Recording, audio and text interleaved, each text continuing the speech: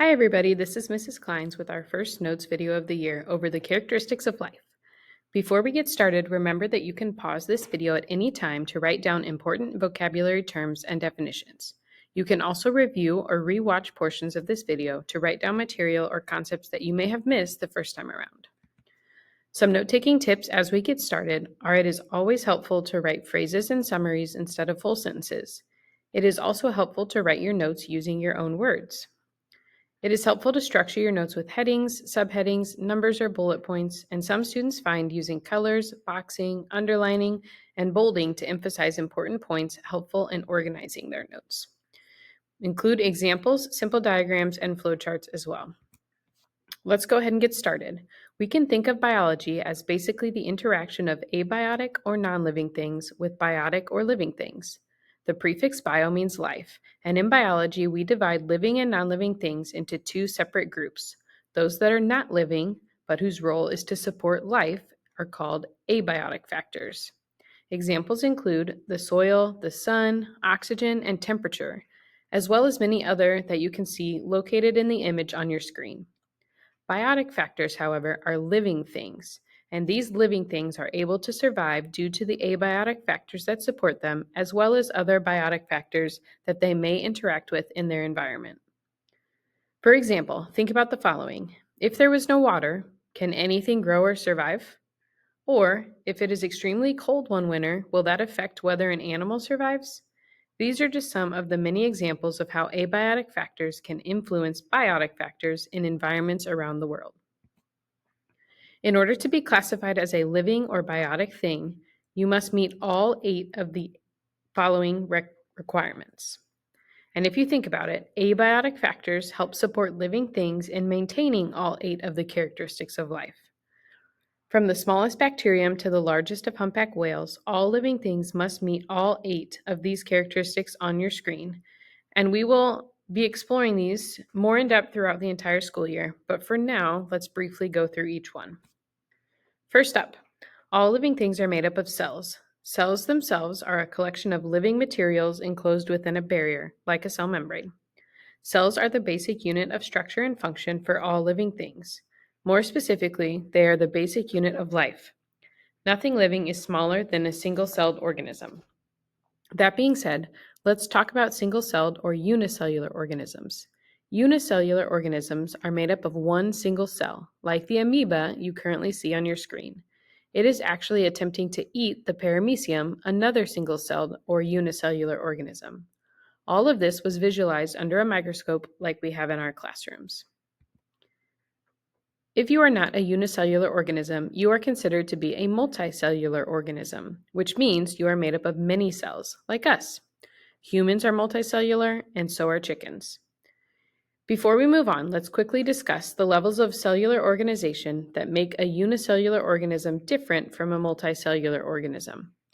As stated previously, a unicellular organism is made up of one cell, whereas a multicellular organism is made up of many cells, and this is because the cells are differentiated from one another.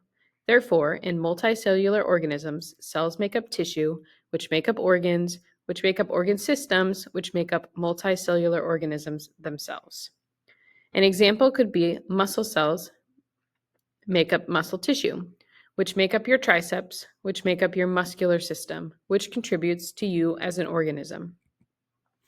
The second characteristic of life is that all living things produce offspring, which resemble their parents. This can be done through asexual or sexual reproduction.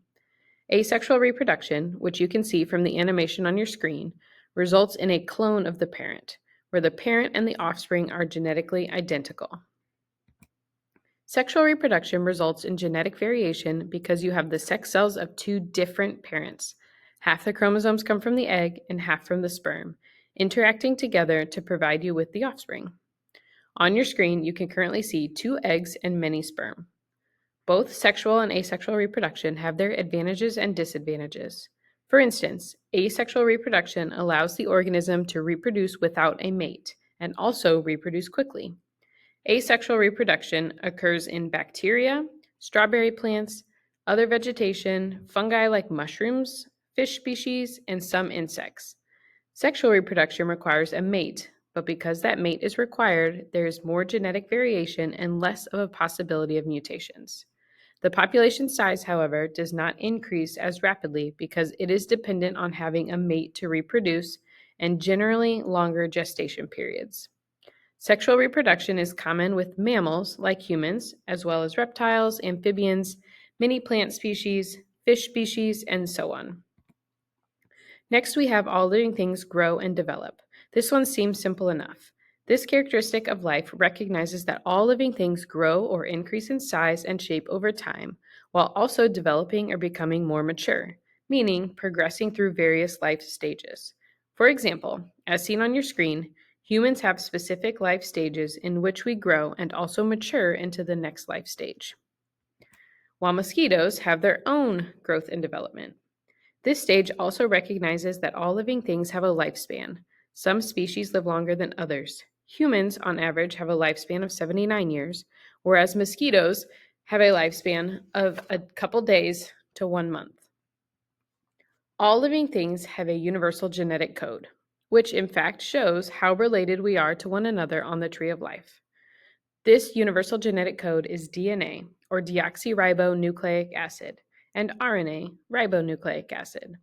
All living organisms store genetic information using these same two molecules, DNA and RNA. Importantly enough, all living things require energy to survive.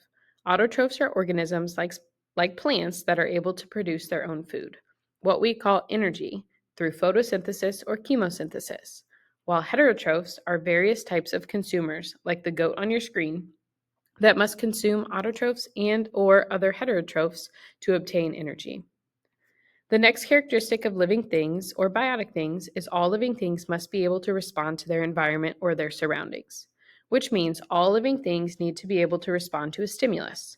This stimulus causes a reaction which triggers a response, and often we can associate someone's flight or fight response with responding to a stimulus. Another example is when your pupils contract due to changes in light intensity. Next, we have the ability of a living thing to maintain homeostasis. Homeostasis is a process by which organisms maintain a relatively stable internal environment. This allows body processes and reactions to continue and the organism to continue to live. For example, sweating is a human's way of cooling the body down so we don't overheat. In contrast, shivering is the body's way of maintaining body temperature in colder environments. Many organisms will shiver to stay warm. Another example is when dogs pant. Dogs pant to maintain homeostasis so they don't overheat. Lastly, reptiles, like the lizard on your screen, have no such internal method for maintaining body temperature. Therefore, they must rely on their environment to maintain the correct body temperature.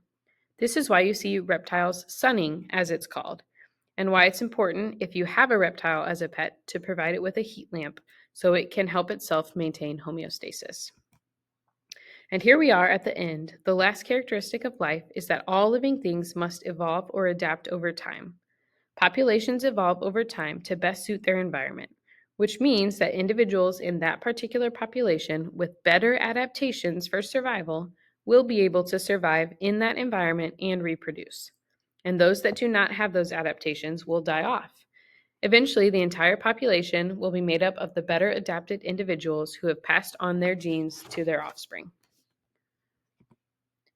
Here is a helpful way to remember all 8 characteristics of life. Hog racer, homeostasis, organized into cells, grows and develops, reproduces, adapts and evolves, code or genetic code, energy, respond to stimuli. That is the end of our first section of video notes. If you have any questions, be sure to write those down and ask them in class. I am happy to answer any question you may have.